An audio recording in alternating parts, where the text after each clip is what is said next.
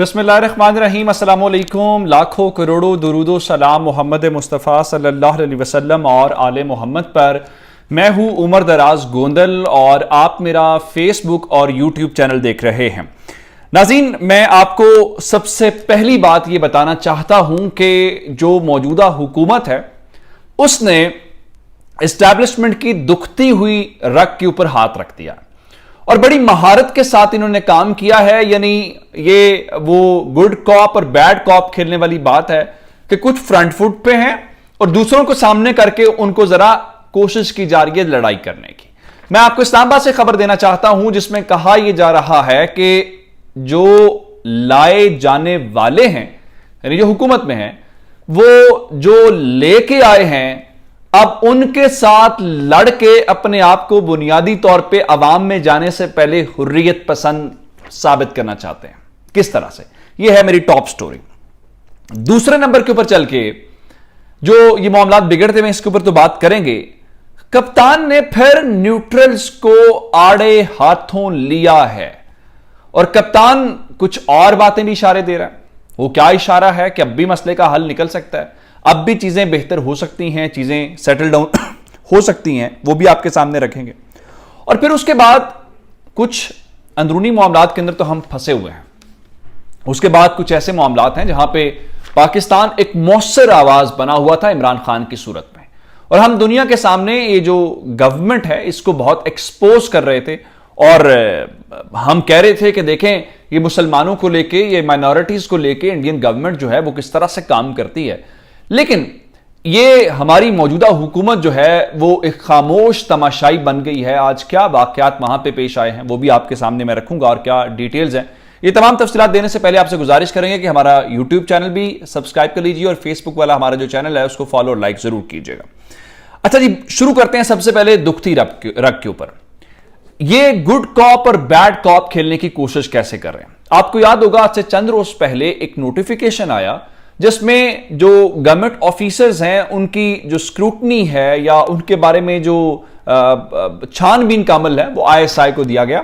जो नून लीग के हामी लोग थे उन्होंने कहा जी ये बड़ी ज्यादती इन्होंने की है और ये सिविल सुप्रीमेसी और जमहूरियत आजादी बात बहुत नारे लगाए, वोट की इज्जत वाला मामला। मरियम बीबी ने कहा नहीं नहीं, ये देखें जब हुकूमत में आप होते हैं तो आपको बहुत सारे काम करने पड़ते हैं। फिर ख्वाजा आसिफ साहब ने जनरल मुशर्रफ के बारे में एक ट्वीट किया। वो बड़ी सख्त जबान पहले इस्तेमाल करते रहे, जनरल मुशर्रफ चुके बीमार हैं, अलील हैं, तो इस हवाले से ख्वाजा आसिफ ने जब यह कहा कि उनको वापस आना चाहिए ताकि जो उनकी अपनी जिंदगी है उसको वह वकार के साथ गुजार सकें, तो नून लीग के अंदर फिर थोड़ी सी रिटेलिएशन हुई कि ये आप क्या जनरल मुशर्रफ के बारे में, आपने तो उनके ऊपर आर्टिकल 6 लगाया था, आपने ही तो मुकदमात बनाए थे और हमें अपनी जो गवर्नमेंट है वो गंवानी पड़ी, तो आप उसके बारे में क्या बात कर रहे हैं। अब यहां तक बात थी एक पहलू, ये है गुड कॉप। अब आते हैं बैड कॉप की तरफ।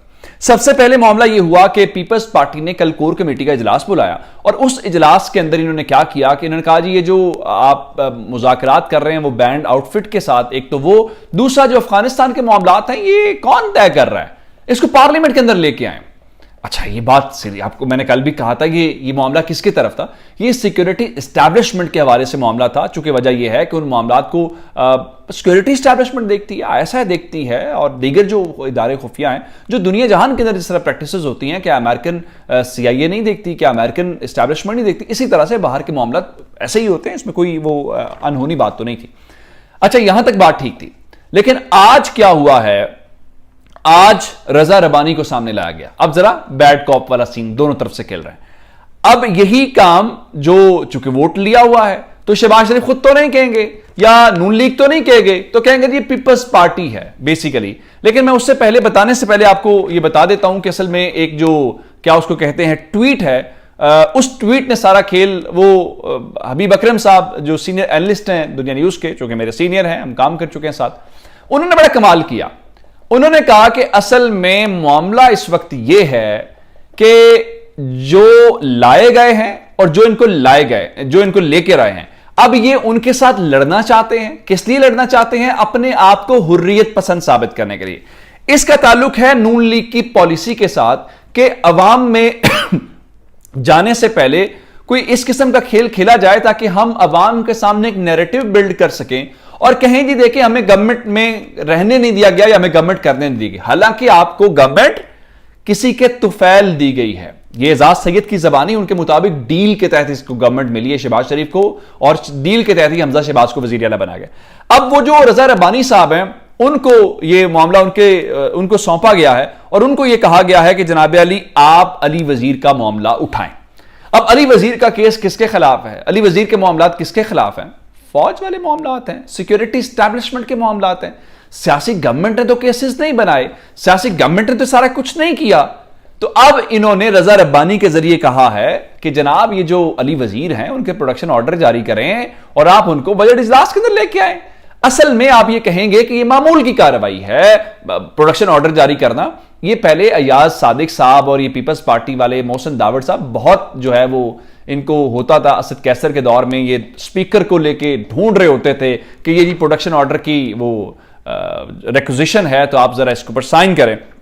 लेकिन अब जो कि अपनी गवर्नमेंट है, अब तमाम पॉलिटिकल पार्टीज जो बड़ी जमहूरियत पसंद, आयन कानून पसंद है, वहां बैठी हुई हैं। अब करें जरा, उसकी वजह क्या है? सिक्योरिटी एस्टैब्लिशमेंट का है और वहां आप टक्कर ले नहीं सकते। तो अब इन्होंने वो बुनियादी तौर पे मामलात बिगाड़ दें और मामलात बिगड़ रहे हैं। मैंने हबीब अकरम साहब के उस ट्वीट के जरिए आपको मामलात बता दी। अब दूसरी जानिब इन्होंने सारा कुछ किया इस बजट के जरिए, IMF वाले डिमांड्स पूरी की, अपने लोगों का सत्यानाश कर दिया, टैक्सेशन की, सब कुछ किया, लेकिन उसके बावजूद IMF राजी नहीं है, IMF खुश नहीं है। और ये खबरें अब मैं आपको पहले भी दे चुका हूं, आज तो शेख साहब भी कह चुके हैं। फिर जरा मैंने आपको बताया था कि वो बजट वाला मामला जरा एक और, आपको पता है कि यस नो के ऊपर ये होता है, बजट जो पास होने वाला होता है, ये वोटिंग उस तरह से काउंटिंग नहीं होती। तो अगर स्पीकर पंजाब असेंबली ने उस वक्त ये कह दिया जब बजट के ऊपर वोटिंग होगी कि नो वाले लोग ज्यादा हैं और बजट रिजेक्ट होता है, फिर क्या होगा? फिर तो धड़ाम से गवर्नमेंट गिर जाएगी, फिर तो आपको कोई अदालत नहीं बचा सकेगी, फिर काउंटिंग कैसे आप करेंगे? तो एक मैच ये पड़ गया। फिर खान साहब के ऊपर आ जाते हैं न्यूट्रल्स वाले मामले के ऊपर। खान साहब ने आज कहा कि ये जो सारी सिचुएशन है, उन्होंने इसकी जिम्मेदारी न्यूट्रल्स के ऊपर डाल दी। उन्होंने कहा देखिए जी, हमने उनको बताया था कि ये मईशत बिगड़ जाएगी और ये महंगाई खत्म करने नहीं आए, ये तो अपने केसेस खत्म करने आए हैं। तो उन्होंने कहा न्यूट्रल्स को सारा पता था, मैंने भी उनको बताया था, शौकत तरीन साहब ने बताया था। खान साहब के मुताबिक पेट्रोल 270 रुपए होने वाला है। उसकी वजह क्या कि पेट्रोलियम लेवी बढ़ानी है और आपने 750 रुपया साल में कैसे इकट्ठा करना है? अवाम के ऊपर टैक्स लगा के इकट्ठा करना है। लेकिन खान साहब ने एक इशारा दिया है। वो इशारा क्या है? खान साहब ने कहा है कि ये कहते हैं कि जी हमें फंसाया गया है। अगर आप फंस गए हैं, अगर आप मजबूरी के तहत आप आए हैं, आप इलेक्शन का ऐलान करते हैं।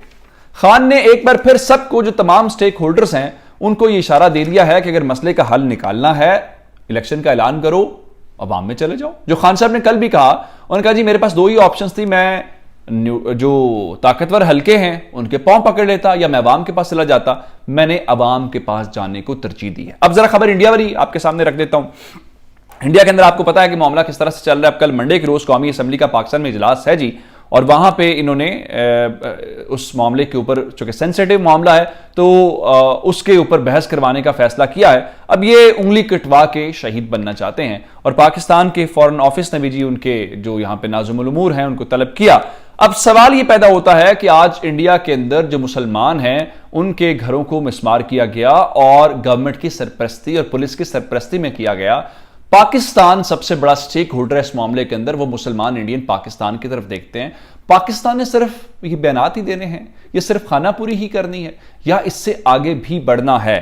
तो खामोश तमाशाई बने उधर बिलावल वजीर खारजा टूर तो बहुत कर रहे हैं, आप हर जगह जा रहे हैं, अच्छी बात है, आप अपनी ये सरकार के खाते के अंदर ये सारा कुछ कर लें, लेकिन इस सारी सिचुएशन के दौरान आज OIC के साथ राब्ता करके सिर्फ वो ना करें, बल्कि पाकिस्तान का ये केस, मुसलमानों का ये केस दुनिया के सामने रखें। जिस तरह खान उठाता था आवाज, जिस तरह खान उसको एक्सपोज करता था, आप इतने डिफेंसिव क्यों हैं?